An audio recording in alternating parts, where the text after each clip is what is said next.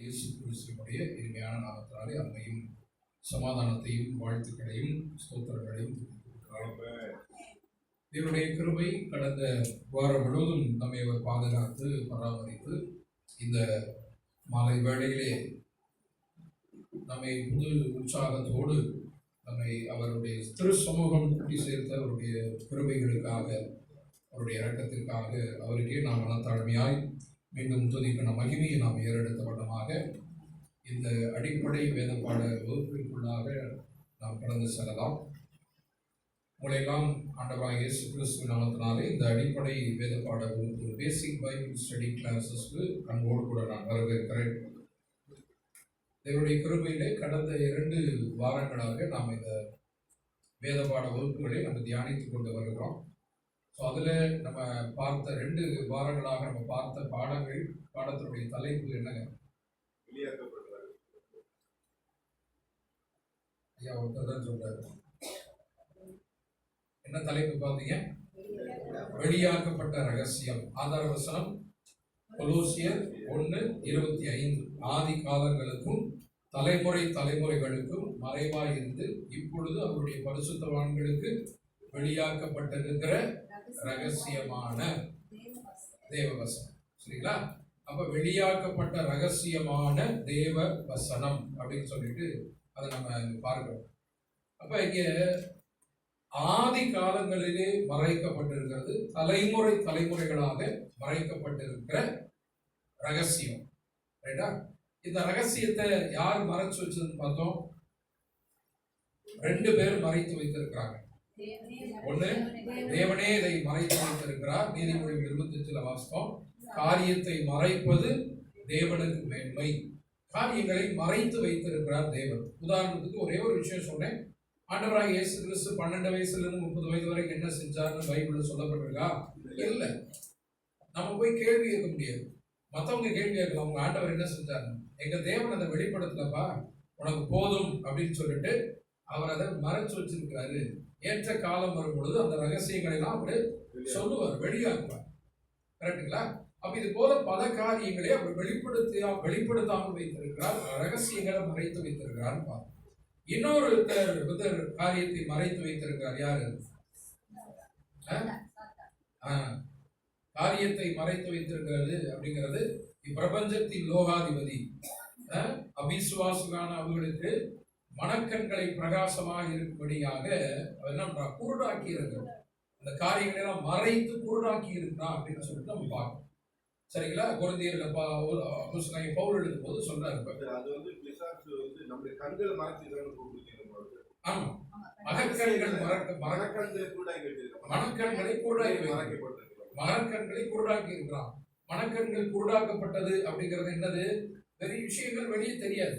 படிப்பாங்க ஆனா தெரியாது. இதான் கற்றுக்கொள்வாங்க ஆனா தெரியாது, கை கொள்ள தெரியாது. ஏன்னா மனக்கண்கள் குருடாக்கப்பட்டு இருக்கிறது அப்படிங்கிறது. இப்ப 2 பேர் ரகசியத்தை மறைச்சிருக்காங்க அப்படின்னு நம்ம சுருக்கமா நம்ம பார்த்தோம். ஒண்ணு தேவன், இன்னொன்னு சாத்தான். அப்ப தேவன் மறைத்து வைத்திருக்கிறார்னா அவர் எனக்கு நன்மைக்காக மறைத்து வைத்திருக்கிறாரு. கரெக்டுங்களா? அவர் மறைச்சு வச்சிருக்கிறார். ஆமா, ஏன்னா என்னுடைய நன்மைக்கு இந்த வயசுக்கு இது போதும். நம்ம மறைச்சு வைப்போம் இல்லையா?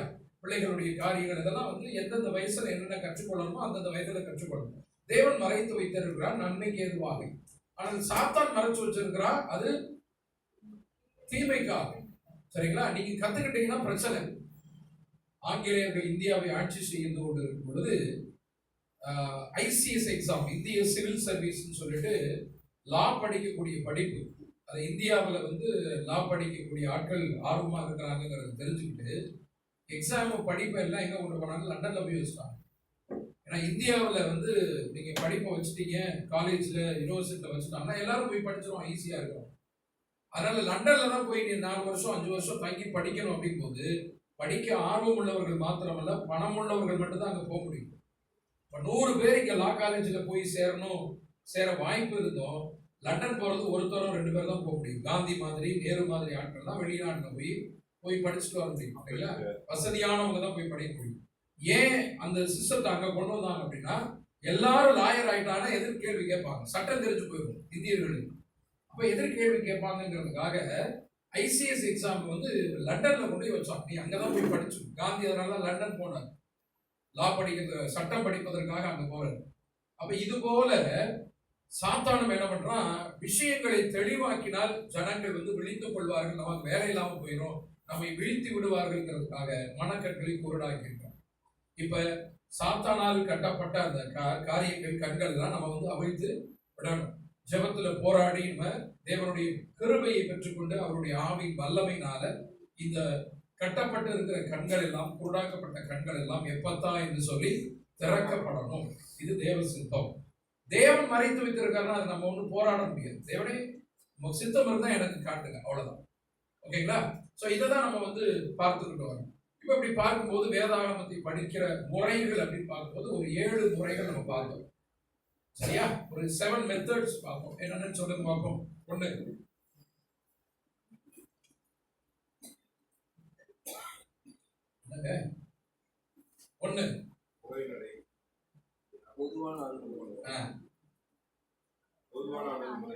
பொதுவான அணுகுமுறை, ஜெனரல் அப்ரோச் அப்படிங்கிறது. பொதுவான அணுகுமுறைனா என்னது? அதிகாரமாக படிக்கிறது, வசனமா படிச்சு போறது. ஒவ்வொரு புஸ்தகம், முதல் புஸ்தகம், 2வது புத்தகம், 3வது புத்தகம் வரிசையா நம்ம படிச்சு போறது. ஒரு நாளைக்கு 2 அதிகாரம், 3 அதிகாரம். இது பொதுவான அணுகுமுறை. 2வது டாபிக்கல் ஸ்டடி, தலைப்பை கொண்டு படித்தல் அப்படிங்கிறது. இதுக்கு சில புத்தகங்கள், டூல்ஸ் எல்லாம் இருக்குது. நம்ம தலைப்பு எடுத்து படிக்க முடியாது. பைபிள் தலைப்பா எழுதி வைக்கல. அப்ப கர்த்தர் அப்படிங்கிற தலைப்பு, இயேசுங்கிற தலைப்பு, பரிசுத்த ஆவிங்கிற தலைப்பு, பாதாளங்கிற தலைப்பு, என்னென்ன தலைப்புகள் நமக்கு தேவையோ அந்த தலைப்புகளை எடுத்து வச்சுட்டு நம்ம தொகுத்து வசனங்கள் எங்கெங்கெல்லாம் இருக்குது, அதுக்கு சில தேவ மனிதர்கள் உழைத்து இருக்கிறாங்க, புத்தகங்கள் போட்டிருக்காங்க, மொபைல் ஆப் இருக்கு, அதெல்லாம் நம்ம பார்க்கணும். தலைப்பை கொண்டு படித்தல் அப்படிங்கிறது. அடுத்து 3வது இதான் மொழி நடை, லாங்குவேஜ் பேஸ்ட் அப்படிங்கிறது. அப்ப 3 விதமான மொழிகளில பைபிள் எழுதப்பட்டிருக்கிறது அப்படிங்கிற பார்த்தோம். எப்படி தமிழ்ல உரைநடை, செய்யுள், நாடக தமிழ் அப்படின்னு இருக்குதோ அதே போல பார்த்தீங்கன்னு சொன்னா என்னென்ன விஷயத்துல இருக்குது, ஓமை மொழியாக இருக்குது பைபிள். ஏறக்குறைய 40 ஓமைகள், ஓமை வாக்கியங்கள் நிறைய இருக்குது. ஓமை மொழியாக இருக்குது. நேரடி மொழியில பைபிள் எழுதப்பட்டிருக்கிறது. அடுத்து அடையாள மொழி, அடையாளங்களாக இருக்கு நிறைய. புறா, சிங்கம், பொற்சிலை, வெளிப்படுத்த விஷயம், நாட்டுக்குட்டி, மணவாட்டி, மணவாளன், இதெல்லாம் அடையாளம். உண்மையிலே கல்யாணம் நடக்க போதா? இல்ல, ஒரு அடையாளமாக சொல்லப்படுகிற காரியங்கள் அப்படிங்கிறது. அப்ப அடையாள மொழிகள் எழுதப்பட்டிருக்கிறது அப்படின்னு பார்த்தோம். சோ இது அடுத்தது 4வது பின்னணி அறிந்து படித்தல், கான்டெக்ஸ்டுவல் ஸ்டடி அப்படிம்பாங்க. பேக்ரவுண்ட் பார்த்து படிக்கிறோம். அப்ப முன்னும் பின்னும் இருக்கக்கூடிய காரியங்கள், ஏன் எதற்கு சொல்லப்பட்டது, உங்கள் துக்கம் சந்தோஷமாக மாறும், ஏன் எதுக்காக சொன்னாரு, என்ன என்ன கான்டெக்ஸ்ட், பின்னணி என்ன, யாருக்கு சொல்லப்பட்டது, எதற்கு சொல்லப்பட்டது, இதை தெரிந்து கொண்டு நம்ம படிக்கிறது அப்படிங்கிறது பின்னணி அறிந்து படித்தல் 4வது. 5வது தீர்க்க தரிசனங்கள் அடிப்படை. தீர்க்க தரிசனம் 3 விதமான தீர்க்க தரிசனங்கள் பார்த்தோம்.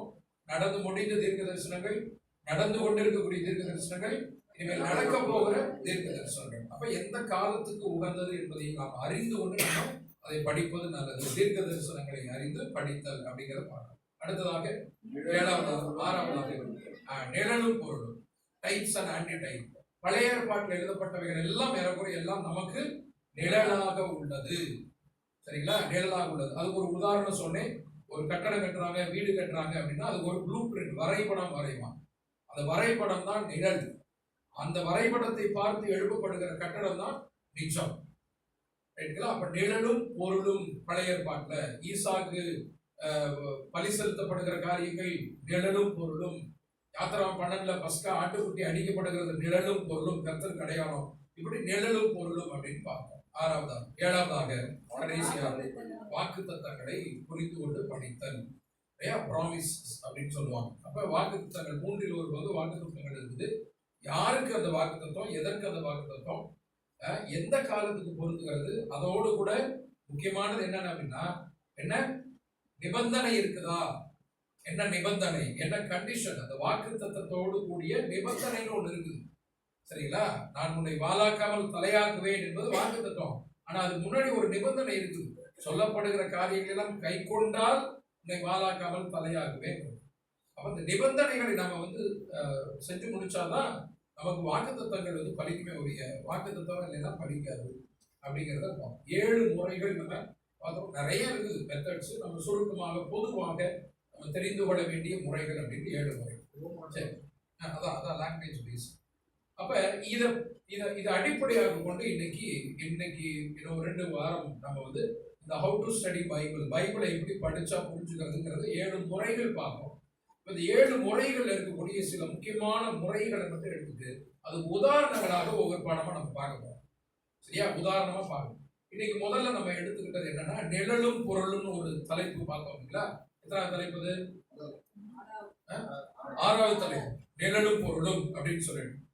அந்த நிழலும் பொருளும்னா என்ன, அதுல இருந்து நம்ம கற்றுக்கொள்ள வேண்டிய பாடம் என்ன, எவ்வளவு முக்கியமானது அப்படிங்கிறத வைத்து நம்ம இன்னைக்கு ஒரு பாடத்தை தியானிக்க போறோம்.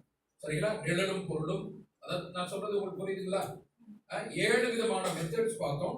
ஸோ இன்னைக்கு அதுல ஒரு மெத்தட் எடுத்துட்டு நம்ம எப்படி படிக்கிறதுங்கிறத நான் உங்களுக்கு சொல்லிக் கொடுக்க போறோம். ரைட்டா? நமக்கு தெரியாது இல்லை, பட் அது தொகுத்து சொல்லும் போது இப்படிலாம் இருக்குது அப்படிங்கிறத நம்ம வந்து தெரிந்து கொள்ளலாம். ஓகேங்களா? இப்ப நிழலும் பொருளும் அப்படிங்கிற தலைப்புல நம்ம எடுத்துக்கொண்ட சப்ஜெக்ட் என்ன அப்படின்னா கிதியோனின் பட்டயம். தலைப்பு எழுதிக்கலாம். கிதியோனின் பட்டயம். இது உங்களுக்கு அந்த 7 மெத்தடை போட்டு ஒரு புக்லெட் ஒன்று போட்டிருக்கோம். சரியா? அது இருக்குது. நீங்க போகும்போது ஒரு ஃபேமிலிக்கு ஒன்று அந்த மாதிரி வாங்கிட்டு போங்க. இது ரொம்ப முக்கியமானது. ஏன்னா இதை பேஸ் பண்ணி தான் நம்ம வந்து ஸ்டடி எடுக்கணும். பரிசுத்த வேதாந்தத்தை எப்படி படிப்பதுங்கிறத முறைகளை தெரிந்து கொண்டால் இது ரொம்ப முக்கியமானது. 7 முறைகள் நம்ம எடுத்த பாடங்கள், குறிப்புகள். சரி, இப்போ ஒன்று கிதியோனின் பட்டயம் அப்படிங்கிற ஒரு விஷயம். இது நமக்கு தெரியும். கிதியோனை குறித்து நமக்கு தெரியாதது கிடையாது. கிதியோன் அப்படிங்கிற ஒரு நபரை குறித்து நமக்கு தெரியாத விஷயங்கள் அப்படிங்கிறது கிடையாது. இதுல பார்க்கும்போது இது பழைய ஏற்பாட்டுக்குரிய ஒரு காரியம் இல்லையா? பழைய ஏற்பாட்டுல கிதியோன் வர்றாரு. எங்க வர்றாரு? நியாயாதிபதிகள் புத்தகத்துல வர்றாரு. அப்ப நம்ம பார்க்கிறோம் நிழலும் பொருளும் பார்க்கும்போது பழைய ஏற்பாடு ஒரு நிழல், புதிய ஏற்பாட்டுல நடந்ததெல்லாம் நிஜம். கரெக்டா? அப்ப நம்ம நிஜமான காரியங்கள் புதிய ஏற்பாட்டுல இருக்கும்போது இப்ப பழைய ஏற்பாடு நிழல்கிற காரியம் நம்ம எப்படி புரிந்து கொள்வது அப்படிங்கிறத நம்ம பார்க்கணும். பழைய ஏற்பாடு நிழல்கிற காரியத்தை எப்படி நம்ம புரிந்து கொள்வது அப்படின்னு சொல்லி பார்க்கும்போது அதுல நம்ம பார்க்கிற ஒரு காரியம் தான் பழைய ஏற்பாடு எதற்காக கொடுக்கப்பட்டிருக்கு. நம்ம ஏன் பழைய ஏற்பாடு படிக்கணும் அப்படின்னா 3 விஷயங்கள் சொன்னோம். ஒண்ணு, பழைய ஏற்பாடு நம்ம ஏன் படிக்கணும், மிக முக்கியமான 3 விஷயங்கள். ஒன்று, ரோமருக்கு எழுதப்பட்ட 15:4 அது முதல்ல ஒரு போதனையாக இருக்குது. ரோமர் 15:4 பழைய ஏற்பாடு என்பது நமக்கு ஒரு போதனை. போதனைன்னா என்ன அப்படின்னு சொன்னா லெசன், பாடம். பழைய ஏற்பாட்டில் நடந்த சம்பவங்கள்லாம் இன்றைக்கு வாழ்ந்து கொண்டிருக்கூடிய நமக்கு பாடங்களாக இருக்குது அப்படின்னு பார்ப்போம். ஒண்ணு. அடுத்து 1 கொரிந்தியர் 10:11 பழைய ஏற்பாட்டு சம்பவங்கள் எல்லாம் ஒரு எச்சரிப்புக்காக எழுதப்பட்டிருக்கிறது. சபைக்கு எச்சரிப்பாக எழுதப்பட்டிருக்கிறது அப்படின்னு பார்க்கணும். 3வது, கொலோசியர் 2:17 நிழல். பழைய ஏற்பாடு வந்து நிழல்.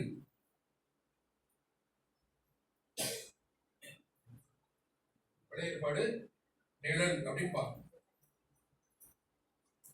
இப்ப இந்த 3 காரியங்களுக்காக நமக்கு பழைய ஏற்பாடு அப்படிங்கிறது நம்ம படிக்க வேண்டும் அன்பான சகோதர சகோதரி. சரிங்களா? பழைய ஏற்பாடு ஒண்ணு நமக்கு போதனையாக இருக்கிறது. இன்னொன்னு பாத்தீங்கன்னா நமக்கு எச்சரிப்பு உண்டாக எழுதப்பட்டு இருக்கிறது. 3வது நீங்க பாத்தீங்கன்னு சொன்னா நிழலாக இருக்கிறது. நாம் நிச்சயத்துக்குரியவர்களாக இருக்கிறோம் அப்படிங்கிறத மட்டும் நீங்க அடிப்படை வச்சுட்டு நம்ம பழைய ஏற்பாடு காரியங்களை நம்ம கற்றுக்கொள்ள வேண்டும் அப்படிங்கிறது. இப்ப நிழலும் பொருளும் அப்படிங்கிற தலைப்புல நம்ம பார்க்கறது கிதியோன் எங்க இருக்குதுன்னா 7வது அதிகாரம், நியாயாதிபதிகள் புத்தகம் 7வது அதிகாரம் 1-25 வரை நீங்க எழுதிக்கலாம். நம்ம ஒன்னொன்னா நம்ம பார்க்க போறோம். என்ன நடந்தது, நமக்கு என்ன பாடம் அப்படிங்கிறது. 1-25 வரை. சரி, முதல்ல இந்த நியாயாதிபதிகள் அப்படிங்கிறவங்க யாரு, எந்த காலகட்டத்தில் இவங்க வந்தாங்க? நியாயாதிபதிகள்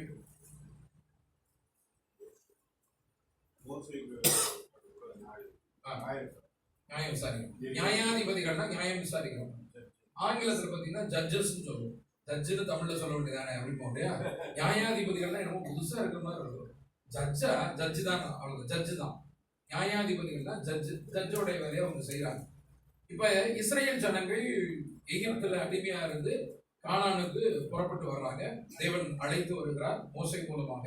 இப்படி அழைத்து வரும் பொழுது அங்க கானான்ல அவங்க தங்குறாங்க. மோசே இறந்துடுறாரு. மோசைக்கு முன்னால் யோசுவா தலைமையேற்று ஜனங்களை நடத்தி வர்றாரு. யுத்தங்கள்லாம் செய்யறாங்க.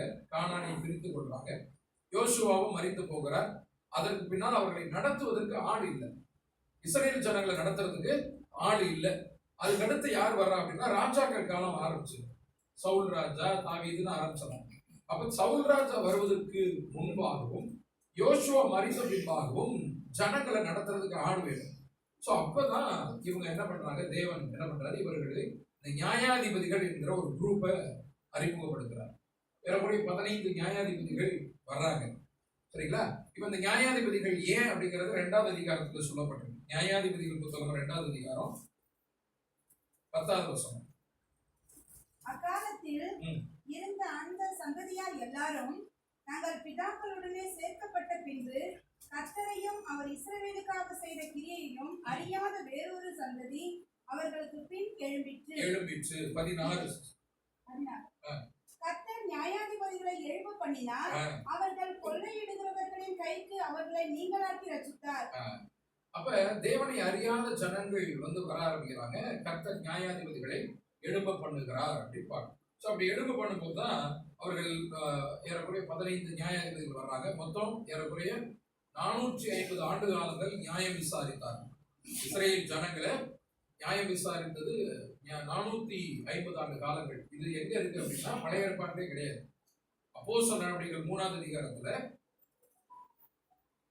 13வது அதிகாரத்துல 20வது வசனம். அப்போஸ்தலர் 13:20 நீங்க வாசித்து பார்த்தீங்கன்னா அங்க நியாயாதிபதிகள் 450 ஆண்டு காலங்கள் நியாயம் விசாரித்தார்கள்.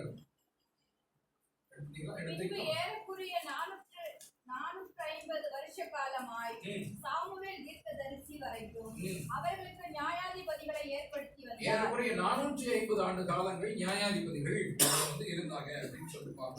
சரி, முதல் நியாயாதிபதி யாருங்க? 3வது அதிகாரம் 9வது வசனம். முதல் நியாயாதிபதி 3வது அதிகாரம் 9வது வசனத்துல பிற்பகுதியில ஒத்னியேல் என்னும் இரட்சகனை அவர்களுக்கு எழுப்பப்பட்டினார். ஒத்னியேல் 3:9 முதல் நியாயாதிபதி, ஃபர்ஸ்ட் ஜட்ஜ் 3:9. அடுத்து 3:15 இரண்டாவது நியாயாதிபதி. இல்ல பேர் மட்டும் வாசிக்க. 2வது நியாயாதிபதி ஏகூத் 3:15 ஏகூத். அடுத்து 3:31 சம்ஹார் 3:31. அவனுக்கு பின்பாடு ஆனாத்தின் குமாரன் சம்ஹார் எழுப்பினான். 3வது ஜட்ஜ் ஒத்னியேல், ஏகூத், சம்ஹார். 4வது நியாயாதிபதி 4:4. 4வது நியாயாதிபதி 4:4 தெபொராள். தெபொராளோட பாராக்கும் சேர்ந்து நியாயம் விசாரித்ததாக நம்ம அந்த அதிகாரங்கள்ல வாசிக்கணும். தெபொராள் அண்டு பாராக் 2 பேருமே சேர்ந்து 4வது நியாயாதிபதி. 5வது நியாயாதிபதி தான் 6:11 கிதியோன். 6:11 நியாயாதிபதிகள் 6:11 கிதியோன் 5வது நியாயாதிபதியாக வர்றார். சரிங்களா? இப்ப இவர் நியாயாதிபதி அப்படி வரும் பொழுது இவர் என்ன சூழ்நிலை இருந்துச்சு இல்லையா? இஸ்ரேல் ஜனங்கள் எப்படி இருந்தாங்க? சந்தோஷமா இருந்தாங்களா இல்லையா? என்ன சூழ்நிலை இருந்துச்சு அப்படின்னு பாத்தீங்கன்னா நீங்க அதே நியாயாதிபதிகள் 6:1 வாசிக்கலாம். பின்னும் இஸ்ரவேல் புத்திரர் கர்த்தரின் பார்வைக்கு பொல்லாப்பானதை செய்தார்கள். வழக்கமாக பொல்லாப்பானதை அவர்கள் as usual சொன்னாலே வழக்கமானது பொல்லாப்பானதை செய்கிறார்கள். அப்பொழுது கர்த்தர் அவர்களை 7 வருஷம் மீதியானரின் கையில் ஒப்புக் கொடுத்தார்.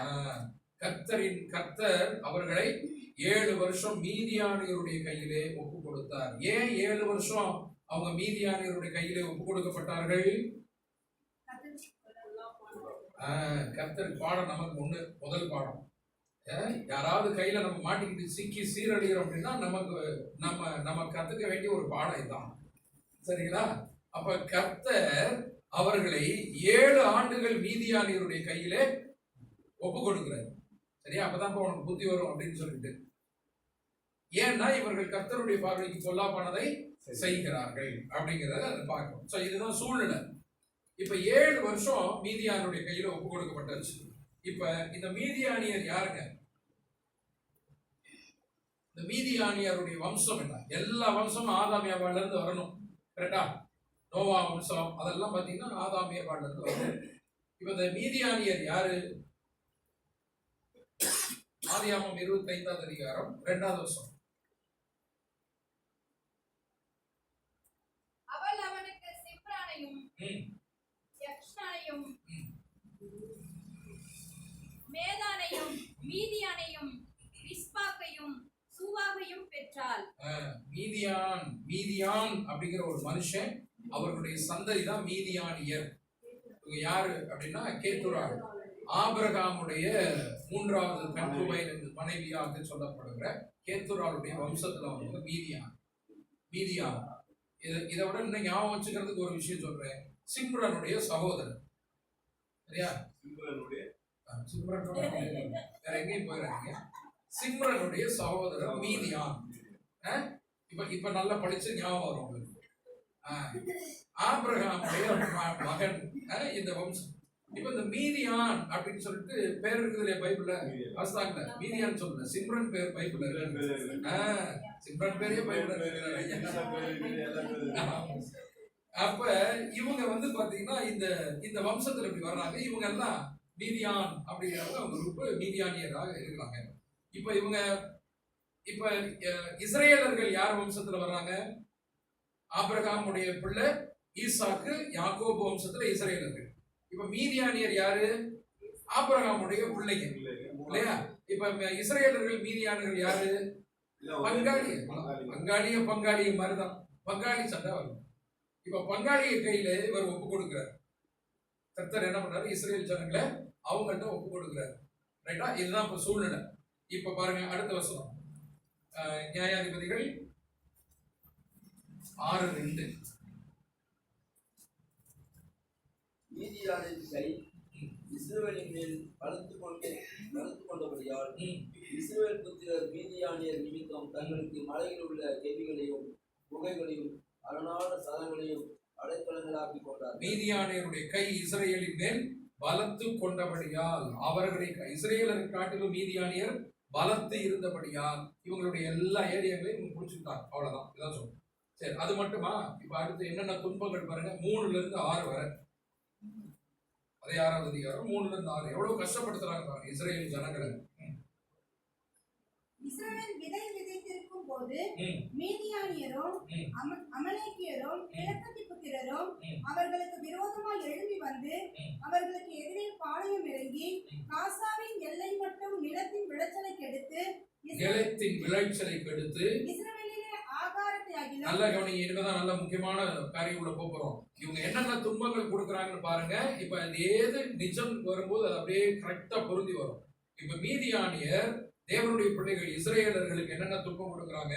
ஒண்ணு, அவர்கள் என்ன பண்றாங்களா? நிலத்தின் விளைச்சலை கெடுத்து ஆகாரத்தை ஆகிலும் ஆடு மாடுகள் கழுதைகளை ஆகிலும் வைக்காதே போவார்கள், கொள்ளையடிச்சுட்டு போயிடுறாங்க. அவர்கள் தங்கள் மிருக ஜீவன்களோடும் தங்கள் கூடாரங்களோடும் வெட்டுக்கிளியை போல திரளாய் வருவார்கள். வெட்டுக்கிளிகளை போல திரளாய் வருவார்கள். அவர்கள் ஒட்டகங்களும் எண்ணி முடியாததாய் இருக்கும். இந்த பிரகாரமாக தேசத்தை கெடுத்துவிட அதிலே அவர் வருவார்கள். இப்படி மீதியானியராலே இஸ்ரவேலர் மிகவும் சிறுமைப்பட்டார்கள். இஸ்ரவேல் புத்திரர் கர்த்தரை நோக்கி முறையிட்டார்கள். அடி வாங்கினதுக்கு அப்புறம் ஐயோ அம்மா ஆண்டவரே, முதல்ல ஐயோ, அப்புறம் அம்மா, அப்புறம் ஆண்டவரே. 3வது வந்துதான் ஆகணுங்க, கடைசியில வந்துதான் ஆகணும். அப்ப ஆண்டவா காப்பாத்து அப்படின்னு இஸ்ரேல் ஜனங்கள் கர்த்தரை நோக்கி முறையிட ஆரம்பிக்கிறாங்க. ஓகேங்களா? இது வரைக்கும் புரியுதா? இஸ்ரேலர்கள் யோசுவா தலைமையில கானானுக்குள்ள நுழையிறாங்க. அப்ப நிறைய ஜாதிகள் அங்க இருக்கிறாங்க. அவர்கள் எல்லாம் தோற்கடிக்கிறாங்க. தங்கள் காணியாட்சிகள் எல்லாம் பிரிக்கப்படுகிறது. 11 கோத்திரங்களுக்கு பிரிக்கப்படுகிறது. அவர்கள் வாழ ஆரம்பிக்கிறாங்க. கர்த்தரை அறியாத சந்ததி, இஸ்ரேல் சந்ததி வர ஆரம்பிக்கும் போது நியாயாதிபதிகள் என்கிற ஒரு கூட்டத்தை, ஒரு தலைவர்களை தேவன் எழுப்பி அவர்களை வழிநடத்துவதற்காக அப்படி ஆரம்பிக்கிறாரு. அதுல 5வது நியாயாதிபதி தான் கிதியோன் வரும்பொழுது என்ன சூழ்நிலை இருந்துச்சுன்னு சொன்னா, கர்த்தர் இஸ்ரேல் ஜனங்களை மீதியானுடைய கையில 7 வருஷத்துக்கு ஒப்பு கொடுத்த ஒரு சூழ்நிலை. 7 ஆண்டுகள் முடிய போற அந்த சூழ்நிலையில அவர்கள் ரொம்ப கஷ்டப்பட்டு கடைசியில ஆண்டவரை நோக்கி பார்க்க ஆரம்பிக்கிறாங்க. கர்த்தரை நோக்கி பார்த்து முறையிட ஆரம்பிக்கிறாங்க. அப்ப கர்த்தர் என்ன பண்ணாரு, கிதியோன் என்கிற ஒரு நியாயாதிபதி எழுப்ப பண்ணி, நீ மீதியானியருடைய கைக்கு இஸ்ரவேலை மீட்டு ரட்சிக்க வேண்டும் என்ற ஒரு திட்டத்தை அவருக்கு கொடுக்கிறார். யாருக்கு கொடுக்கிறாரு? கிதியோனுக்கு கொடுக்கிறாரு. என்ன கொடுக்கிறாரு? மீதியானியரை தோற்கடிச்சு இஸ்ரேல் ஜனங்களை நீ மீட்க வேண்டும். ஏன்னா இஸ்ரேல் ஜனங்களை நோக்கி கூப்பிட ஆரம்பிச்சிட்டாங்க, மனம் திருந்த ஆரம்பிச்சிட்டாங்க, மனம் வருந்த ஆரம்பிச்சிட்டாங்க.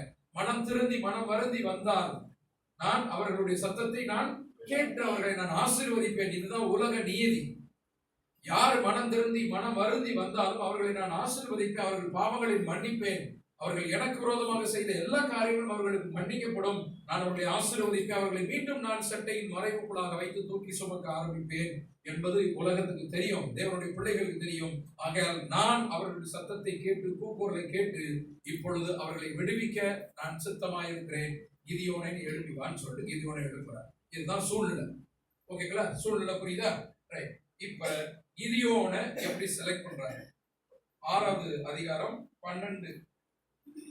கர்த்தருடைய தூதனானவர் அவனுக்கு தரிசனமாகி, இப்ப கிதியோன் வந்து போராடித்துக் கொண்டு இருக்கிறார். கோதுமை களத்துல இருந்து கோதுமையையும் பதரையும் பிரிக்கக்கூடிய இந்த வேலையை வந்து அவர் செய்து கொண்டிருக்கிறார். ஒரு விவசாயியாக இருந்து அவர் வந்து கோதுமை அதை புடைத்து களத்துல வந்து இருக்கிறார்.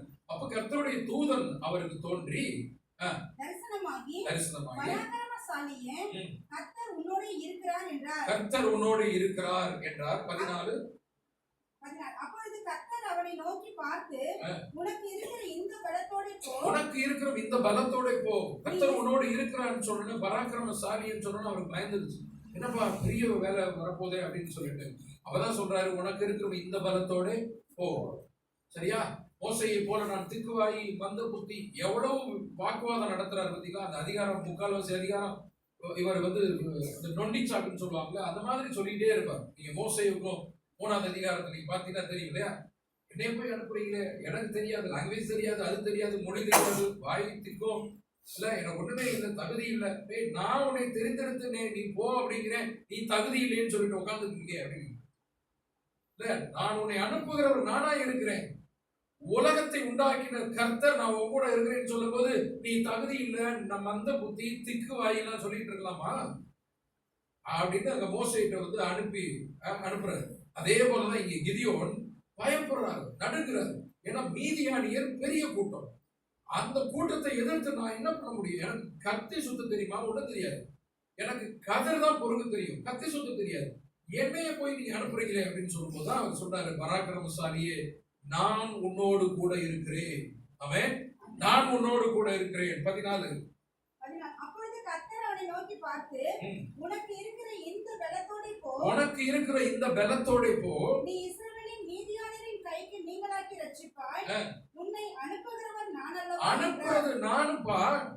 எப்படி சொல்லியிருப்பாரு? டேய், உன்னை அனுப்புறது நானு. இந்த நான் யாரு? இருக்கிறவராகவே இருக்கிறேன் இல்லையா? I am that I am என்று மோசேக்கு சொன்னவர் நான். உன்னை அனுப்புறவர் நானு. உன்னை அனுப்புறவர் யாரு? சாதாரண ஒரு மனுஷன் இல்ல. உன்னை அனுப்புறவர் தேவன், தேவாதி தேவன். நான் அனுப்புறேன். உனக்கு இருக்கிற இந்த பலம் போதும். நான் உன்னை வைத்துக் கொண்டுதான் நான் மீதியானியரை, இஸ்ரவேலரை மீதியானுடைய கைக்கு நீங்களாக்கி ரட்சிக்க போறேன் அப்படின்னு சொல்லிட்டு அவர் சொல்றாரு. உடனே அவருக்கு சில காரியங்கள் நடக்குது. நீங்க 6வது அதிகாரம் போய் பாருங்க. சில காரியங்கள் இருக்கிறாரு. அப்புறம் அவர் நம்பல. கடைசியில ஆண்டவரே கோச்சுக்காதீங்க, நீங்க தான் என்னை அனுப்புறீங்க, நீங்க தேவன் என்பதற்கு, நீங்க தான் கடவுள், காடுங்கிறதுக்கு எனக்கு அடையாளம் காட்டும் அப்படின்னு சொல்லிட்டு 2 அடையாளத்துக்காக கேட்கிறாரு. என்ன அடையாளங்க? அந்த அதிகாரத்தினுடைய கடைசி பகுதியில பாத்தீங்கன்னா 6வது அதிகாரம் 36 - 40.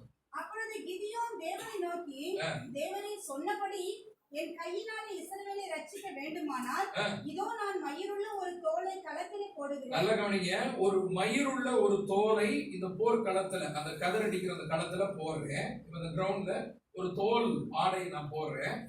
பனி தோலின் மேல் மாத்திரம் பெய்து, பனி பெய்யணும், அந்த தோலின் மேல் மாத்திரம் பெய்து பூமி எல்லாம் காய்ந்திருந்தால், பூமி எல்லாம் காஞ்சிருக்கணும். பனி வந்து கரெக்டா அந்த தோல்ல மட்டும் பெய்யணும், மத்த இடமெல்லாம் காஞ்சிருக்கணும். அப்படி இருந்தால் அப்பொழுது தேவரே சொன்னபடி இஸ்ரவேலை என் கையால் ரட்சிப்பேன் என்று அதனாலே அறிவேன் என்றார். தோலை போடுவேன், அந்த தோல்ல மட்டும் தான் பனி பெய்யணும், சுத்தியும் வந்து ட்ரையா இருக்கணும், காஞ்சிருக்கணும். அப்படின்னா நீங்க தான் கடவுள் தான் என்னை அனுப்புனாரு, நான் நம்புவேன் அப்படின்னாரு. அதன்படியே நடந்துச்சு. அப்படியே ஆயிடுச்சு. அப்படியே 36. ஆயிற்று. அவன் மறுநாள் காலமே எழுந்திருந்து ம். தோலை கசக்கி அதிலே பனி நீரை ஒரு கிண்ணம் நிறைய ஒரு பிடித்தான். கிண்ணம் நிறைய பிழிந்தான். மத்த இடம்லாம் காஞ்சு போய் கிடக்குது. காலையில எந்திரிச்சு பாக்குறாரு. அவனே அப்பொழுது கிதியோன் தேவனை நோக்கி, ம். நான் இன்னும் ஒரு விசை மாத்திரம் பேசுகிறேன். எல்லாம் நம்ம ஆளுங்க தோமாவளி பரம்பரை அப்பவே ஆரம்பிச்சிருச்சு இல்ல. ஒரு அடையாளம் பத்தாது உங்களுக்கு, இன்னொரு அடையாளங்க. வேற வழி இல்ல. இவனை நான் தேர்ந்தெடுச்சிட்டேன். இப்ப வேற வழி இல்ல. இவனுக்கு நான் எத்தனை அடையாளம் கேட்டாலும் நம்ம சேர்த்து காமிக்க வேண்டியிருக்குன்னு சொல்லிட்டு தலையில அடிச்சுட்டு ஆண்டவர் என்ன பண்றது? இப்ப 2வது அடையாளம், சரிப்பா நீ கேட்கிற நான் என்ன பண்றது? அவன் லெவலுக்கு இறங்கி வர வேண்டியிருக்கு இல்லையா? கர்த்தர் நம்ம லெவலுக்கு இறங்கி வந்தா நம்ம மீட்டெடுத்தாரு. அவர் லெவலுக்கு நம்ம தூக்கி போறதுக்காக அவர் நம்மளை அங்கிருந்து இறங்கி வராரு இல்லையா? பிலிப்பியர்ல வாசிக்கிறோம், சிலுவை பாருங்க மரண பரியந்தம் கீழ்ப்படிந்தவராகி அடிமையின் ரூபம் எடுத்தார் அப்படின்னு சொல்லுங்க. அப்ப அது மாதிரி இறங்கி வந்து அப்ப கேட்கிறாரு, இன்னும் ஒரு விசை என்ன சொல்றது? பேசுகிறேன், உமது கோபம் என் மேல் மூளாதிருப்பதாக தோளினாலே நான் இன்னும் ஒரு விசை சோதனை பண்ணட்டும். தோளினாலே ஒரு இன்னொரு சோதனை. தோல் மாத்திரம் காய்ந்திருக்கவோ பூமி எங்கும் பனி பெய்திருக்கும் கட்டளையிடும் அப்படியே என்றார். உள்டாவாயிடுச்சு. அப்படியே இப்ப இந்த இரவு நான் வந்து தோலை விரிச்சு போட்டுருவேன். இப்ப தோல் மாத்திரம் பனி பெய்யக்கூடாது, தோல்ல பனி பெய்யக்கூடாது, ஆனா சுத்திலும் பனி பெய்ஞ்சிருக்கணும். கரெக்டுங்களா? அப்படின்னு சொல்லிட்டு இந்த ஒரு 2வது அடையாளம் அப்படின்னு. அடுத்து அப்படியே தேவன் அன்று ராத்திரி செய்தார். தோல் மாத்திரம் காய்ந்திருந்தது, பூமி எங்கும் பனி பெய்திருந்தது. ஓகேங்களா? இது புரியுதா? சோ இதுதான் இந்த 2 அடையாளம். 2வது அடையாளம் நடந்ததுக்கு அப்புறம் ஓகே, இதுக்கு மேல கோவம் மூடாது இருப்பதான்னு கேட்டா உண்மையிலே கோவம் வந்துடும். அதனால பேசாம இருந்துட்டு இவர் ரெடி ஆயிட்டார். அப்ப என்னை அனுப்புறது கர்த்தர் தான் அப்படின்னு சொல்லிட்டு அவர் ரெடி ஆயிட்டார். இப்ப 7வது அதிகாரத்துக்குள்ள போறோம். இப்பதான் யுத்த சத்தம் கேட்கக்கூடிய மிக முக்கியமான அதிகாரம் 7வது அதிகாரத்துல.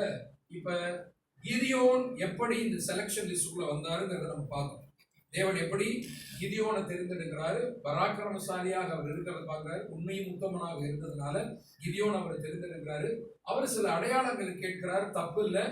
அடையாளங்கள் கேட்குதுன்னா நம்ம காதுல ஏகப்பட்ட சத்தங்கள் கேட்டுக்கிட்டே இருக்கும், கேட்குது இல்லையா? ஏகப்பட்ட சத்தங்கள் நம்ம சுற்றிலும் சத்தங்கள் இருக்கு. எந்த சத்தம் அப்படின்னு தெரியாது. தேவனுடைய மெல்லிய சத்தம்ங்கிறது நம்ம போடுற இந்த சவுண்ட்ல வந்து கேட்கவே கேட்காது. அப்ப அதனால அடையாளங்கள் கேட்கிற தவறில்ல. வேதத்துல நிறைய பேர் அடையாளங்களை கேட்டிருக்காங்க. தேவன் அந்த அடையாளங்களை காட்டி தான் என்பதை அவர் ஊர்ஜிதப்படுத்தி இருக்கிறார் என்பது நம்ம படிச்சிருக்கோம். அப்ப இவர் அடையாளத்தை கேட்கிறார். அந்த அடையாளங்களை அவர் காட்டி நான் தான் உன்னை அனுப்புகிறேன் என்று சொல்லி கிதியோனை ஊர்ஜிதப்படுத்தி அவர் வந்து அனுப்புகிறார். ரைட்டா? இப்ப கிதியோன் என்ன பண்றாரு? யுத்தத்துக்கு போறதுக்கு ரெடி ஆயிட்டாரு. கத்தி சுத்த தெரியாது, கம்பு சுத்த தெரியாது, ஒண்ணும் தெரியாது. போர் அடிக்க தான் தெரியும். கதிர்களை எடுத்து கோதுமை எடுத்து போர் அடிக்க தெரியும். இந்த வேலை தான் செய்ய தெரிகிற ஒரு மனுஷனை இப்ப வந்து போர்க்களத்துக்கு அனுப்புகிறார். இப்ப இவரோட போருக்கு போவதற்காக இவர் என்ன பண்ணணும்? அடுத்து ஒரு டீம் ரெடி பண்ணணும். ரைட்டுங்களா? ஒரு சோல்ஜர், ஒரு ராணுவ கூட்டத்தை இவர் வந்து ரெடி பண்ணணும். இஸ்ரேல் ஜனங்கள்ல இருந்து நீ ஒரு குரூப் பண்ணி தெரிந்தது அப்படின்னு சொல்லி சொன்னோன்னே இப்ப இஸ்ரேல் ஜனங்கள்ல இருந்து அவர் எப்படி தெரிந்தெடுக்கிறார் அப்படிங்கிறத பாருங்க. 7வது அதிகாரம் 1-3 வரை. அப்பொழுது கிதியோனாகிய யெருபாகாலும் அவனோடு இருந்த ஜனங்கள் யாவரும் காலமே எழுந்து புறப்பட்டு ஆரோத் என்னும் நீரூற்றின் கிட்ட பாளையம் இறங்கினார்கள். எந்த ஆறுனுடைய பேர் என்ன? ஆரோத். ஆரோத். இதெல்லாம் அப்படி நான் சொல்றதெல்லாம் அப்படி ஞாபகம் வச்சுக்கோங்க, இல்லைன்னா எழுதி வச்சுக்கோங்க. ஆரோத் நீரூற்று அண்டையில அவங்க வந்து ஜனங்கள் எல்லாம் புறப்படுறாங்க. 2. அப்பொழுது கர்த்தர் கிதியோனை நோக்கி, நான் மீதியானரை உன்னோடு இருக்கிற ஜனத்தின் கையில் ஒப்புக் கொடுக்கிறதற்கு அவர்கள் மிகுதியா இருக்கிறார்கள். என் கை என்னை ரட்சித்தது என்று இஸ்ரவேல் எனக்கு விரோதமாக வீம்பு பேசுகிறதற்கு இடமாகும். எப்பா கூட்டம் ஜாஸ்தியா இருப்பாங்க, வேற ஒண்ணும் இல்ல. நம்ம தேவன் சென்னையில இருந்துதான் ஒரே வரியில முடிச்சிருப்பாங்க, ஜாஸ்தியா இருப்பா அப்படின்னு முடிச்சிருப்பாரு இல்ல. அவ்வளவு பேர் இருக்கிறாங்க. நீ அவ்வளவு பேரோட நீ யுத்தத்துக்கு போனேன்னா என்ன ஆகும்?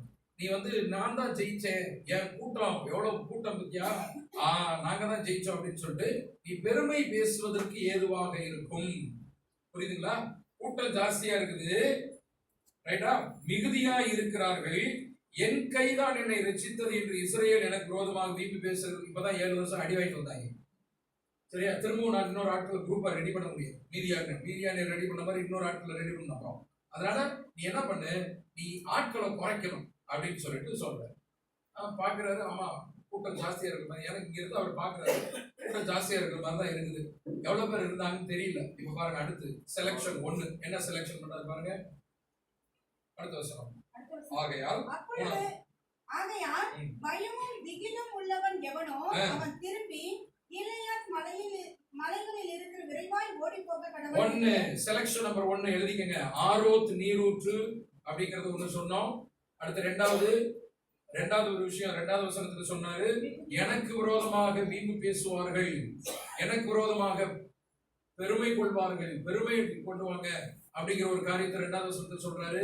மூணாவது வசனத்துல ஒரு சொல்றாரு பயமும் திகிலும். அப்ப நிறைய பேர் இருக்கிறாங்க. நீ இத சொல்லு, யார் யாருக்கெல்லாம் யுத்தத்தை குறித்து சத்தம் வந்து செட் ஆகுது, அலர்ஜி அப்படின்னு நினைக்கிறீங்க? பயமும் திகிலும் உள்ளவர்கள் நீங்க கீழையாத்து மலைக்கு ஓடி போயிடலாம் அப்படின்னு சொல்லு, ஒரு அறிவிப்பு கொடு அப்படின்னு சொல்றாரு.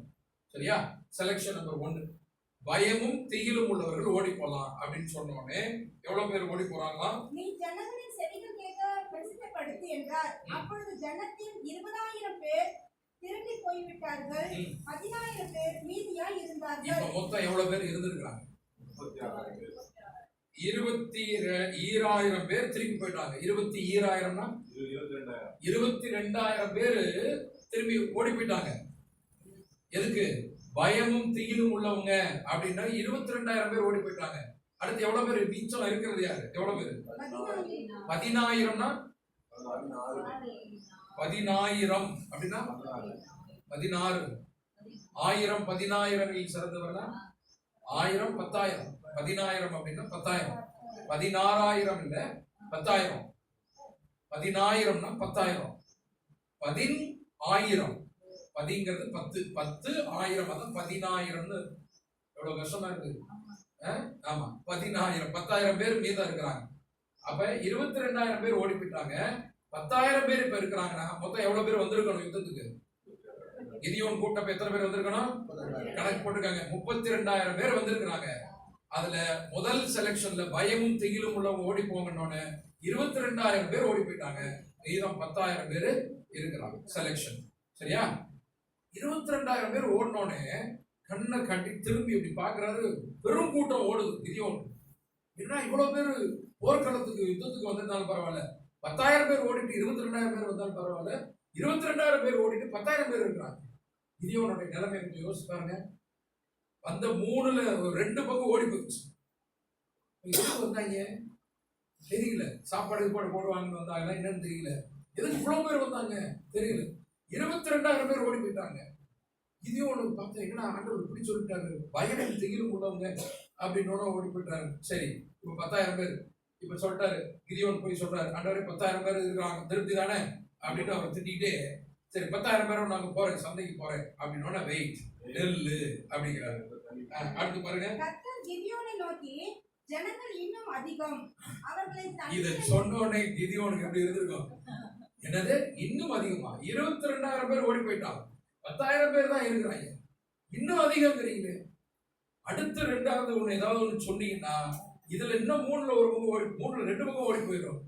இவங்களை வச்சுட்டு என்ன செய்ய முடியும் அப்படின்னு ஜனத்தில் இன்னும் அதிகம் அப்படின்னு சொல்லிட்டு அடுத்த செலக்ஷன் என்ன பண்றாரு?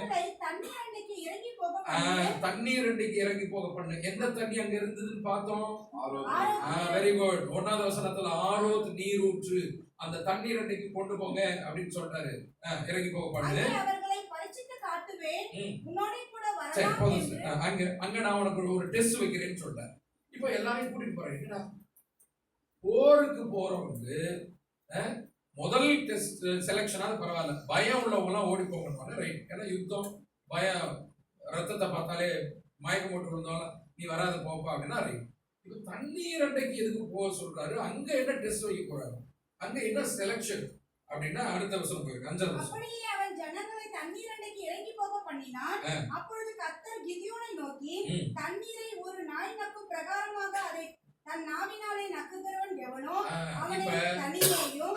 இப்ப பாருங்க, இப்ப தண்ணீர் அண்டைக்கு போக சொல்லிட்டோம்னா எல்லாரும் தண்ணி. அப்ப 10,000 பேர் அங்க வாங்க, நீரோட்டு வந்துருங்க அப்படின்னு சொல்றேன். இப்ப எல்லாரும் தண்ணி குடிக்கணும். சரியா? எல்லாரும் தண்ணி குடிக்கணும். இப்பதான் குடிச்சு வந்து அதெல்லாம் முடியாது, நீ குடி. சரியா? குடி, உனக்கு டெஸ்ட் இருக்குது, நீ குடி அப்படின்னு சொல்லிட்டாரு. இப்ப பாருங்க 2 விதமா பிரிக்கிறார் பாருங்க. கர்த்தர் 2 விதமா பிரிக்கிறார். 1, நாய் போல நக்கும் பிரகாரமாக தன் நாவினால் நக்குகிறவன் எவனோ அவனை தனியே. இப்படத்துல பாருங்க, நாய் நக்கிற மாதிரி குடிக்கிறவங்க, ஒரு 3 பேர். எவ்வளவு அழகா அந்த வார்த்தை இருக்குல்ல. தண்ணீரை நேரா போய் ஆத்துல ஆரோ நீரோட்டத்துல போய் நாய் நக்குகிற பிரகாரமாக குடிக்கிறவங்க எல்லாம் தனியா போய் அடுத்து குடிக்கிறதற்கு முழங்கால் ஊன்றி குடிக்கிறவன் எவனோ குனிந்து கைகளில் அள்ளி முழங்கால் படிட்டு நாய் நக்கிற மாதிரி அப்படியே அல்லாம வாயிலுக்குள்ள போடாம அப்படி குனிந்து கைகளில் அள்ளி தண்ணி எடுத்து குடிக்கிற ஒரு ஆள் அவனை தனியை நிறுத்திட்டார். எல்லாரையும் தண்ணி குடிக்க வைக்கிட்டாரு. எல்லாரும் தண்ணி குடிக்கிறாங்க. தண்ணி குடிக்கும் போது அப்படியே பாரு நாய் மாதிரி நக்கி குடிக்கிற ஆளு பார்த்தீங்களா, இவங்களை பூரா ஒரு குரூப் அது தனியா பிரி அப்படின்ட்டாரு. அடுத்து தண்ணி அள்ளி குடிக்கிறவங்கள இவங்கள வந்து ஒரு குரூப்பா பிரி அப்படின்ட்டாரு. உடனே தண்ணி அள்ளி குடிச்ச உடனே நீமா நீ தனியா இருக்க நீலாம் பக்கம் போ அப்படின்னு பிரிச்சாரு. இப்ப பாருங்க அடுத்து எத்தனை பேரு? 6வது வசனம்.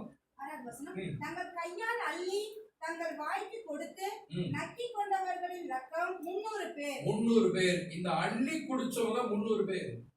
சரிங்களா? அள்ளி குடிச்சவங்க 300 பேரு. மற்றதை எல்லாம் தண்ணீர் குடிக்கிறதற்கு முழங்கால் ஊன்றி குனிந்தார்கள். மத்தவங்க எல்லாம் நாய் மாதிரி நக்கி குடிச்சாங்க. எவ்வளவு பேருங்க? இப்ப 9700 பேர். பாஸ் கரெக்டா ஃபாலோ பண்றாரு. 10,000 பேர் தண்ணி குடிக்க போறாங்க. 300 பேர் கைகளில் அள்ளி குடிக்கிறாங்க. 9700 பேர் நாய் குடிக்கிற மாதிரி அப்படியே நக்கி குடிக்கிறாங்க. இப்ப 2 குரூப்பா பிரிட்டாரா? 9700 300 மில்லியன் சொல்லிட்டாரு. 10,000 இல்லையா? இப்ப 9700 பேர் நாய் மாதிரி நக்கி குடிக்கிறவங்க எல்லாம் கூட்டிட்டு இப்ப நம்ம போலாம் அப்படின்னு இப்ப யுத்தத்துக்கு ரெடி ஆகிறார் கிதியோன். இப்ப என்ன சொல்றாரு தேவன்? அப்பொழுது கர்த்தர் கிதியோனை நோக்கி, நக்கி குடித்த அந்த 300 பேராலே நான் உங்களை ரட்சித்தேன். அதாவது கையால் எடுத்து நக்கி குடித்த அப்படி நாய் மாதிரி நக்கி குடித்தாங்க. கையால் எடுத்து நக்கி குடித்த 300 பேர். அந்த 300 பேரை தனியா கூப்பிட்டுங்க, உங்க பக்கம் கூப்பிட்டுங்க. அந்த 300 பேரை வைத்துக் கொண்டு நான் உங்களை ரட்சித்து மீதியானியரை உன் கையிலே ஒப்பு கொடுப்பேன். வீட்டுக்கு போச்சு. மற்ற ஜனங்கள் எல்லாரும் அவ்வளவுதான் வீட்டுக்கு போச்சு. 300 பேர். எவ்வளவு பேர் ஆரம்பத்துல வந்தாங்க? 32,000 பேர். முதல் செலக்ஷன்ல ஓடி போனவங்க 22,000 பேர் ஓடி போயிட்டாங்க. பயம் தைக்கணும். மீதி 10,000 பேர் இருந்தாங்க. 10,000 பேர் தண்ணீர் அன்னைக்கு கூட்டிட்டு போய் பிரிக்கிறாரு. 2ஆ பிரிக்கிறாரு. 9,700 பேரு நாய் மாதிரி நக்கி குடிக்கிறாங்க. 300 பேரு கைகளில் அள்ளி இப்படி குடிக்கிறாங்க. கர்த்தர் சொல்றாரு, இந்த கைகளில் அள்ளி குடிக்கிறாங்களே அந்த 300 பேரு இவங்களை மட்டும் நீ வச்சுக்க. இவர்களை கொண்டு நான் உங்களை ரட்சிப்பேன். இவர்களை கொண்டு நீ யுத்தத்துக்கு போ அப்படின்னு சொல்லல. இவர்களை வச்சுக்கிட்டு நான் உங்களை ரட்சிப்பேன். 2 வித்தியாசம் இருக்குது. இந்த 300 பேரை வச்சுட்டு நீ யுத்தத்துக்கு போ, சண்டை போடு, நீ ஜெயிச்சிருவ அப்படின்னு சொல்லல. இந்த 300 பேரை வைத்துக் கொண்டு நான் இஸ்ரவேல் ஜனங்களை ரட்சிப்பேன். யுத்தம் பண்ணுகிறது கர்த்தர். யுத்தம் பண்ணுகிறது கிதியோன் இல்ல. நான் யுத்தம் பண்றேன், நீ சும்மா இரு. நான் சொல்றது மட்டும் செய்ய போதும், நான் பாத்துக்கிறேன். ஏன் சொன்னா இது ஏன் பிள்ளைங்க, நான் பாத்துக்கிறேன். கரெக்டுங்களா? இப்ப 300 பேரை வந்து ரெடி பண்றாரு. இவருக்கு எவ்வளவு மனசு. நம்ம கிதியோனா இருந்தா எப்படி இருக்கும்? 32,000 பேரே பத்தாது. லட்சக்கணக்கான பேர் அங்க இருக்கிறான். மீதியானியர் பாளையம் வரைக்கும் டென்ட் அடிச்சு தங்கிட்டு இருக்கான். 32,000 பத்தாது பார்த்தா இப்ப 300க்கு வந்துருச்சு கணக்கு. ரைட்டா? சரி, இப்ப என்ன பண்றது? இப்ப அந்த 300 பேரை எடுத்துக்கிட்டு போ அப்படின்ட்டு 8வது வசனம். அப்பொழுது ஜனங்கள் தங்கள் கையில் தின்பண்டங்களையும் எக்காளங்களையும் எடுத்துக் கொண்டார்கள். எங்க போறாங்க? இப்ப மற்ற இஸ்ரவேல் எல்லாரும் எங்க போறாங்க? யுத்தத்துக்கு போகும்போது என்ன எடுத்துட்டு போறாங்க? தின்பண்டங்கள், ஸ்நாக்ஸ். அப்படியே முறுக்கு மிக்சர் பாக்கெட்லாம் எடுத்துட்டு பாக்கெட்ல போட்டு இந்த பாக்கெட்லாம் போட்டுட்டு எல்லாம் ஸ்நாக்ஸ் எடுத்துக்கப்பா அப்படின்னோட எல்லாம் ஜாலியா ஒரு டூர் போறா அப்படின்னு நினைச்சிட்டு தின்பண்டங்களை எடுத்துக் கொள்றாங்க. கையில் எக்காலங்களை எடுத்துக் கொள்றாங்க. சரி, அவங்க எல்லாம் அனுப்பிச்சாச்சு. அன்று ராத்திரி அவர் வந்து சில காரியங்களை சொல்றாரு. நான் நேரம் கருதி நான் வேற போயிடுறேன். 20வது வசனம் வந்துருச்சு. 20வது வசனம் மன்னிக்கணும், 16 வந்துருங்க. 300 பேரை 3 படையாக. இப்ப 300 பேர்ல வந்து நின்னோம் இல்லையா? 32,000 ஆரம்பிச்சு 10,000 வந்து இப்ப 300 பேர். இந்த 300 பேரையும் 3 டீமா பிரிக்கிறார். அப்படின்னா எத்தனை பேர்?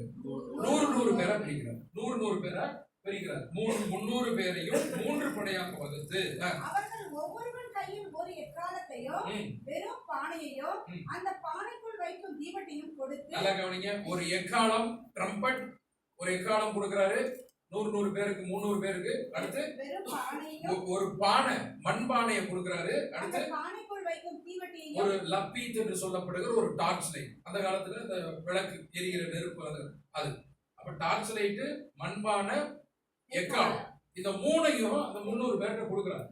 300 பேர்கிட்ட கொடுத்து அவர்களை நோக்கி அவர்களை நோக்கி, நான் செய்வதை பார்த்து அப்படியே நீங்களும் செய்யுங்கள். தலைவர் இப்படிதான் இருக்கணும். நான் செய்யறத பார்த்து நீங்க செய்யணும். ஆமென். நான் செய்யறத பார்த்து நீங்க செய்யுங்க. நான் செய்யறேன், நீங்க மட்டும் செய்யுங்கிறது இல்ல. நான் செய்யறத பார்த்து நீங்க செய்யுங்க. என்ன இதோ சொல்றது? நான் பாளையத்தின் முன்னணியிலே வந்திருக்கும் போது ம், நான் எப்படி செய்கிறேனோ அப்படியே நீங்களும் செய்ய வேண்டும். ம், நானும் என்னோடு இருக்கும் சகலமானோரும் ம். எக்காலம் ஊதும் போது நீங்களும் பாளையத்தை சுற்றி எங்கும் எக்காலத்தை ஊதி ம். கர்த்தருடைய பட்டயம் கிதியோனுடைய பட்டயம் என்பீர்களாக என்று சொன்னான். இப்ப அவர் என்ன ட்ரைனிங் தெரியுமா? போர்ல ட்ரைனிங், யுத்த ட்ரைனிங் என்ன அப்படின்னா, இந்த கர்த்தருடைய பட்டயம், கிதியோனுடைய பட்டயம், கர்த்தருடைய பட்டயம், கிதியோனுடைய பட்டயம்னு சத்தமா சொல்லிக்கிட்டே இருக்கணும். அடுத்து எக்காலம் ஊதணும். அடுத்து பானையை உடைக்கணும். டார்ச் லைட் தூக்கி பிடிக்கணும், பானையை உடைக்கணும், எக்காலம் ஊதணும், கர்த்தருடைய பட்டயம், கிதியோனுடைய பட்டயம். இந்த 4 விஷயத்தை பண்ணணும். ஒண்ணு கர்த்தருடைய பட்டயம், கிதியோனுடைய பட்டயம் சொல்லிக்கிட்டே இருக்கணும். இடையில எக்காலம் ஊதணும். 2வது, 3வது தீவட்டியை தூக்கி பானையை உடைக்கணும். 4வது தீவட்டியை தூக்கி பிடிக்கணும். இதுதான். இதை நீங்க நாளை வரிசையா நீங்க சொல்லிக்கிட்டே இருங்க அப்படின்னு சொல்லிட்டு அந்த 300 பேர்ட்டையும் சொல்லிட்டு இவர் போயிட்டாரு. அன்னைக்கு நைட்டு போயிட்டாரு, போய் தூங்க போயிட்டாரு. அடுத்த நாள் காலையில எழுந்து வர்றாரு. எழுந்து வரும்போது பாத்தீங்கன்னா நடுஜாமத்தின் துவக்கத்தில் ம். ஜாமக்காரரை மாற்றி வைத்த பின் ஜாமக்காரரை மாத்துறாங்க. ஜாமத்துக்கு ஜாமக்காரர் இருப்பாரு, அவர் மாத்தி வச்சதுக்கு அப்புறம் கிதியோனும் ம். அவனோடு இருந்த 100 பேரும் என்னங்க இங்க 100 பேர் வந்துருச்சு. 300ல இருந்து இப்ப 100 பேரு. மூணா பிரிச்சாரு இல்ல, மூணா பிரிச்சார்ல. எந்த 100 இவர் எடுத்துக்கிட்டாரு? ஏதோ ஒரு 100 இவர் எடுத்துக்கிறாரு. ஏதோ ஒன் சைடு எடுத்துக்கிறாரு. ஏதோ ஒரு 100 எடுத்துட்டாரு, ஏதோ ஒரு 200 கழிச்சு கட்டிட்டாரு. கரெக்டா? இங்க ஒரு செலக்ஷன் நடந்திருக்குது. 300 பேர் இருந்தாங்க. 300 பேர் கையிலையும் தீவட்டி, எக்காலம் ட்ரைனிங் கொடுத்துட்டாரு. ஒரு 100 பேரை மட்டும் தனியா எடுத்துட்டாரு. அவனோடு இருந்த 100 பேர், 200 பேரை நீங்க அங்கேயே இருங்க அப்படின்ட்டு இருக்காரு. அங்க நடந்திருக்கு, ஏதோ நடந்திருக்குது. நம்ம கண்டுபிடிக்க போறோம் என்ன நடந்திருக்கு, என்ன அப்படின்னு கண்டுபிடிக்க போறோம். 100 பேரையும், அவனோடு இருந்த 100 பேரையும் அந்த ஜாமத்தின் துவக்கத்திலே ம். பாளையத்தின் முன்னணியிலே வந்து Right. எக்காலங்களை ஊதி தங்கள் கையில் இருந்த பானைகளை உடைத்தார்கள். இப்ப எக்காலங்களை ஊதி பானையை உடைக்கிறாங்க அப்படிங்கிறத இங்க பார்க்கிறோம். சரி, இப்ப அதுல இருந்து பாத்தீங்கன்னா 20ல இருந்து 22 வரை எப்படி அந்த யுத்தத்தில் வெற்றி பெற்றார்கள் வாசிக்கிறோம். 3 படைகளின் மனுஷரும் ம். எக்காலங்களை ஊதி பானையை உடைத்து ம். தீவெட்டிகளை தங்கள் இடது கையிலும் ம். ஊதும் எக்காலங்களை தங்கள் வலது கையிலும் ம்.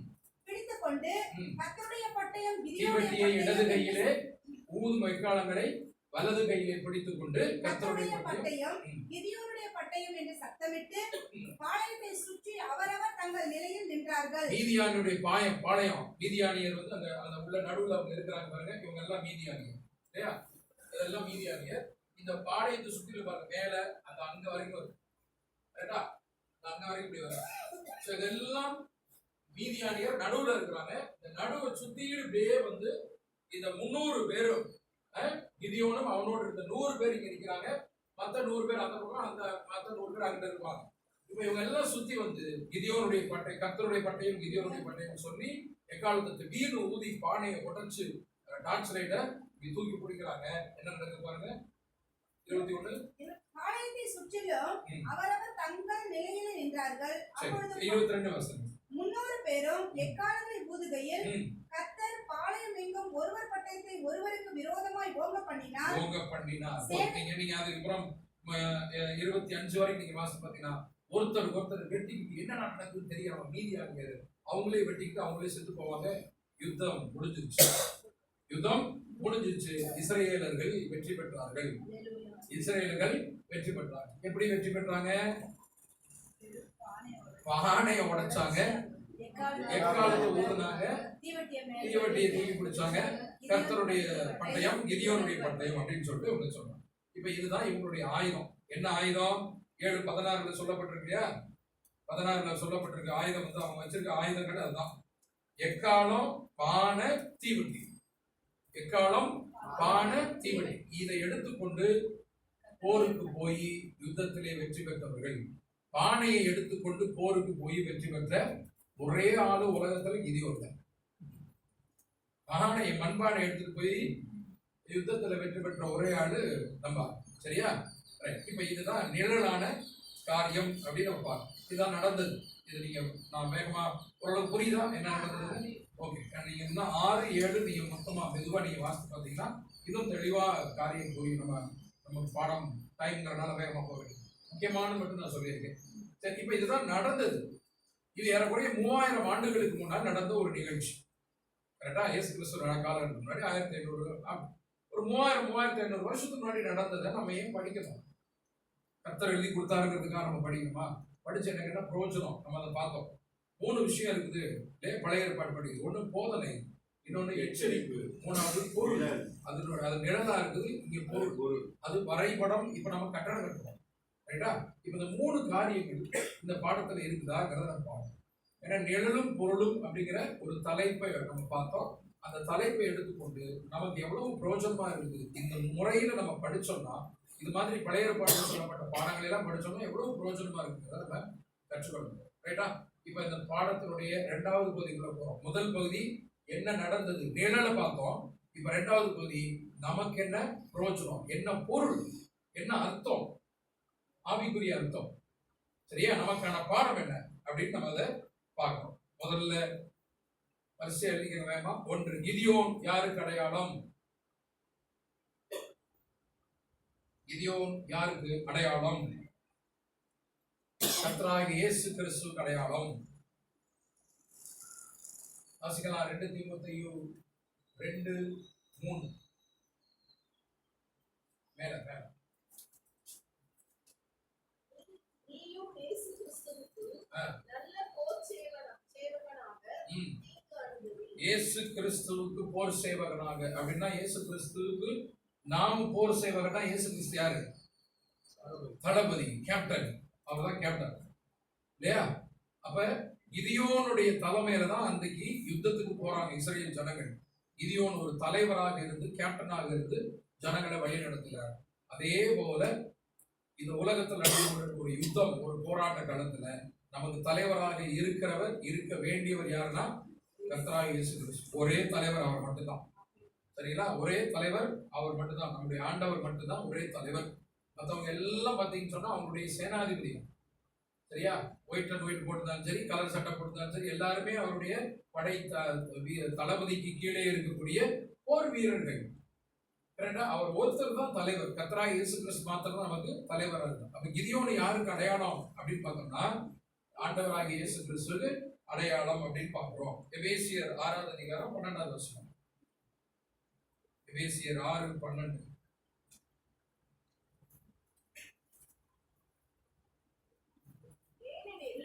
மாம்சத்தோடும் இரத்தத்தோடும் அல்ல, துரைத்தனங்களோடும் அதிகாரங்களோடும் இப்பிரபஞ்சத்தின் அந்தகார லோகாதிபதிகளோடும் வான மண்டலங்களில் உள்ள பொல்லாத ஆவிகளின் சேனைகளோடும் நமக்கு போராட்டம் உண்டு. நமக்கு என்ன இருக்குது வாழ்க்கையில? போராட்டம். வாழ்க்கை என்பது போராட்டமே. நல்லது ஒரு போராட்டமே. போராட்டம் தான். Fight for a good fight இல்லையா? நம்ம நல்ல போராட்டம். நம்ம வாழ்க்கை முழுவதும் போராட்டம்.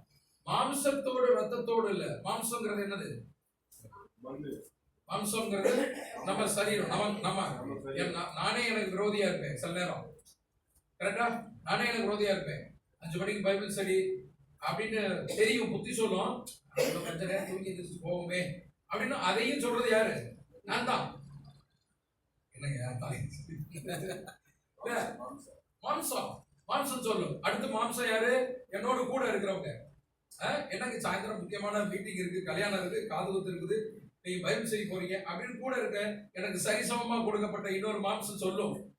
அப்ப மாம்சத்தோடும் ரத்தத்தோடும் அல்ல, துரைத்தனங்களோடும் அதிகாரத்தில் உள்ள லோகாதிபதிகள் எல்லாரோடும் உங்களுக்கு போராட்டம் உண்டு. அப்ப இந்த வாழ்க்கை நமக்கு ஒரு போராட்டமான ஒரு வாழ்க்கை. போராடி கொண்டுதான் இருக்கணும். ஒவ்வொரு நாளும் போராடி இருக்கணும்.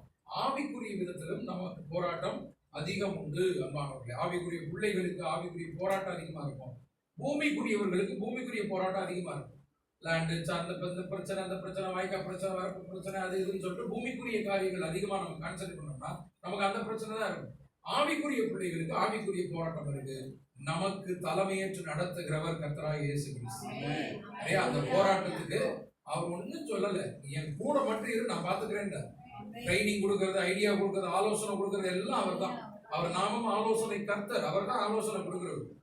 நீ இதை செய், இதை செய், அதை செய், அவ்வளவுதான். நம்ம சொல்றதை அப்படியே அவர் சொல்லுகிற வண்ணமாகவே நீங்கள் செய்யுங்கள்னு மரியாதை இல்லை வேலைக்காரர்கள் காணாவுன்னு சொன்ன மாதிரி நம்ம சுத்திட்டு போயிட்டே இருக்கோம். யுத்தம் நமக்கு சொந்தமாயிரு, ஜெயிச்சிடும். இப்ப நமக்கு போராட்டம் உண்டு பார்த்துட்டாலே நிறைய காரியங்கள் சொல்லணும். ரைட். இப்ப அடுத்ததாக கிதியோன் அப்படின்னா என்ன அர்த்தம் அப்படின்னா வெட்டி வீழ்த்துகிறவன் என்றார். கிதியோன் என்றால் வெட்டி வீழ்த்துகிறவன். பாருங்க, அது இயேசு கிறிஸ்து மத்தேயு 10ஆம் அதிகாரம் 34-35.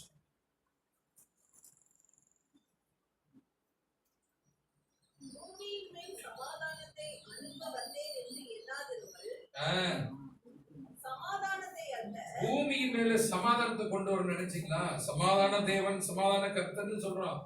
ஆனா இங்க ஆண்டவர் சொல்றாரு, விசேஷமா சொல்றாரு, நான் சமாதானத்தை கொண்டு வர நினைச்சீங்களா?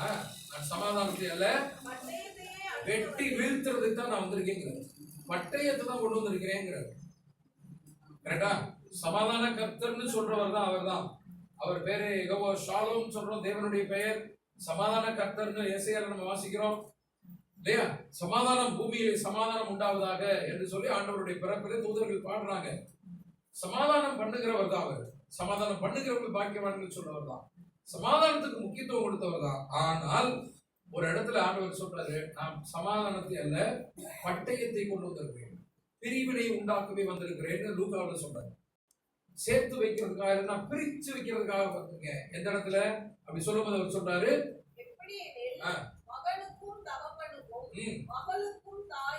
மகளுக்கும் தாய்க்கும் பிரிவினை உண்டாக்குவேங்கிறார் ஆண்டவர். அப்பாவுக்கும் பிள்ளைக்கும் பிரிவினை உண்டாக்குவேங்கிறாரு. ஏன் தெரியுமா சண்டை வருது? மாமியா மருமக சண்டை இப்ப தெரிஞ்சு வச்சா வெட்டுறதுனால பிரிஞ்சு. நான் சொல்லல, மாமிக்கும் மருமகளுக்கு இடையில நான் பிரிவினை உண்டாக்குவேன் அப்படிங்கிறாரு. எந்த பிரிவினை ஐயா சொன்னாரு? நம்ம போற சண்டை அந்த பிரிவினையா? ஆவிக்குரிய விதத்துல ஸ்பிரிச்சுவல் காரியங்கள்ல பிரிவினை உண்டாகும். அப்பா வந்து பாரம்பரியத்துல இருப்பாரு, மகன் சொல்லுவாரு அதெல்லாம் தப்பு, அதெல்லாம் தப்பு. ரைட்டா? அப்படிதான் வந்திருப்போம் நிறைய பேர், நான் உட்பட. பேரண்ட்ஸ் வந்து பாரம்பரியத்துல இருப்பாங்க, உறவுகள் பாரம்பரியத்துல இருப்பாங்க. என்னுடைய மாமி பாரம்பரியத்துல இருக்கலாம், என்னுடைய தகப்பன் பாரம்பரியத்துல, அம்மா பாரம்பரியத்துல இருக்கலாம். ஆனால் நான் தேவன் என்னை தெரிந்தெடுத்தான்னு சொன்னா, என்னை ரட்சிக்கப்பட்டவனாக என்னை தேவன் தெரிந்திருக்காரு. நான் சொல்வேன் இது தப்பு, நான் வரமாட்டேன். கரெக்டா? பிரிவினை உண்டாக்குகிறார், சத்தியத்தின் பொருட்டு பிரிவினை உண்டாக்குகிறார். கரெக்டுங்களா? சத்தியத்தின் பொருட்டு பிரிவினை உண்டாக்குகிறார். இதை பிரிக்கிறது தான் வந்திருக்கிறேன் அப்படிங்கிறாரு. இப்ப அதனாலதான் அவருக்கு இன்னொரு பேரு வெட்டி வீழ்த்துகிறவர். கத்தியோட வந்திருக்காரு இல்லையா? வெட்டி வீழ்த்துகிறவர் அப்படின்னு சொல்லிட்டு பார்த்தோம். அப்ப கிதியோன் கர்த்தராகிய இயேசு கிறிஸ்து அடையாளம் என்பதற்கான போதுமான விளக்கங்கள் பார்க்கிறோம். சரி, இப்ப அவருடைய படை சேனை, அவருடைய படை இப்ப செலக்ஷன்ல போறோம் இல்லையா? அது யாருக்கு அடையாளம்? நாம் இல்லையா? ரெண்டாவது, ஒண்ணு கிதியோன் கர்த்தருக்கு அடையாளம் இயேசு கிறிஸ்துக்கு. ரெண்டாவது அவருடைய போர் வீரர்கள் யாருக்கு அடையாளம்? நமக்கு அடையாளம். 2 தீமோத்தேயு 2:3 ஏற்கனவே வாசித்தோம். நீயோ நல்ல போர் சேவகனாக தீங்கு அனுபவி அப்படின்னு சொல்லிருப்பாங்க. நல்ல போர் சேவகனாக தீங்கு அனுபவி. கர்த்தராகிய இயேசு கிறிஸ்துவுக்கு போர் சேவகராக நீங்கள் இருக்கணும், தீங்கு அனுபவிக்க வேண்டும் அப்படிங்கிறது. அப்ப நம்ம எல்லாம் சோல்ஜர்ஸ், வீரர்களாக ஆண்டவர் வந்து நம்மை பார்க்கிறார். இயேசு கிறிஸ்து கேப்டனாக இருக்கிறாரு. அவரோடு கூட நிற்கக்கூடிய உதவியாட்களாக, வீரர்களாக யுத்த களத்தில் இருக்க வேண்டியவர்கள் நாம் தான். சரிங்களா? தேவனுடைய பிள்ளைகள் யாரெல்லாம் யுத்த களத்தில் இருக்கிறோமோ அவங்க எல்லாம் யுத்தத்தில் இருக்கிறவங்க, வீரர்களாக இருக்கிறவர்கள் அப்படிங்கிறத பார்க்கிறோம். ரெண்டாவது பார்க்கிறோம். ஒண்ணு கிதியோன் யாருக்கு அடையாளம்? அடுத்து வீரர்கள் யாருக்கு அடையாளம்? நமக்கு அடையாளம். மூணாவது எதிரி யாருக்கு அடையாளம்? மீதியானியர். அவ்வளவுதான். மீதியானியர் யாருக்கு அடையாளம்? மீதியானியர் எப்படி அவங்களை டார்ச்சர் பண்ணாங்கன்னு பார்த்தோம். நல்ல கவனிக்க சொன்னேன் நான். எப்படி இஸ்ரேல் தேசத்துக்குள் நுழைஞ்சு அவங்களுடைய உணவுகள், தானியங்கள், ஆடு மாடுகள் எல்லாத்தையும் கொள்ளையடிச்சுட்டு போனாங்க, விளைச்சலை கெடுத்தாங்க, தேசத்தை நாசமாக்கினாங்கன்னு பார்த்தோம். இந்த வேலையை செய்கிறது யாரு? யோவான் 10ஆம் அதிகாரம் 1வது வசனம். யோவான் 10:1